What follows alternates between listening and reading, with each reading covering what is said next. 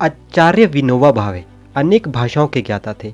उन्होंने विभिन्न विभिन्न धर्मों मतांतरों के साहित्य का अध्ययन किया था।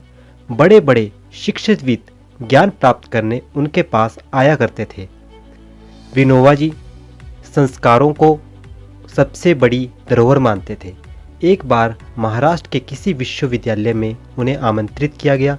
विनोबा जी वहां पहुंचे। उन्होंने प्राचार्य से बातचीत के दौरान पूछा, विश्वविद्यालय में किस किस विषय का अध्ययन करवाया जाता है। उन्होंने बताया कि विभिन्न भाषाओं, गणित, विज्ञान तथा अन्य विषयों का अध्ययन कराया जाता है। विनोबा जी ने पूछा, क्या छात्रों को नैतिक शिक्षा देने की कोई भी व्यवस्था नहीं है? तो फिर बताया गया कि ऐसी कोई भी व्यवस्था नहीं है।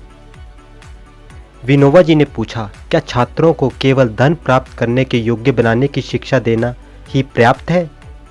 क्या उन्हें सच्चा मानव, सच्चा भारतीय बनाना आप आवश्यक नहीं समझते?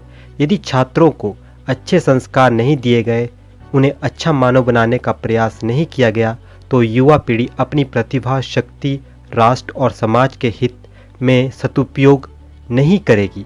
इसकी क्या गारंटी है? बिना नैतिक शिक्षा के युवा पीढ़ी कैसे प्रतिभावान बन सकती है? मेरे विचार में तो सबसे पहले बच्चों को, युवक युवतियों को आदर्श मानव बनने के लिए अच्छे संस्कार दिए जाने चाहिए। संस्कारहीन व्यक्ति तो केवल धन बनाकर समाज को गलत दिशा में ही ले जाने का कारण बनेगा।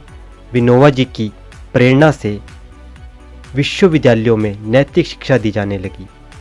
दोस्तों, आपको याद होगा जब हम स्कूल में पढ़ा करते थे तब एक पतली सी छोटी सी किताब हुआ करती थी, उसका नाम था नैतिक शिक्षा।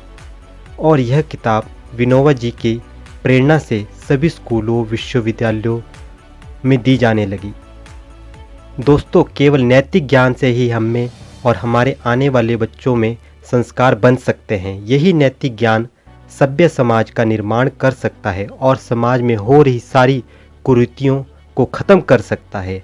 दोस्तों, अपने बच्चों को प्रोफेशनल एजुकेशन के साथ साथ संस्कार और नैतिक ज्ञान भी दो। यही ज्ञान जीवन भर सर उठाकर जीना सिखा सकता है और एक अच्छा इंसान बना सकता है। दोस्तों, आपको अगर ये स्टोरी अच्छी लगे तो चैनल को सब्सक्राइब करें, लाइक करें, शेयर करें।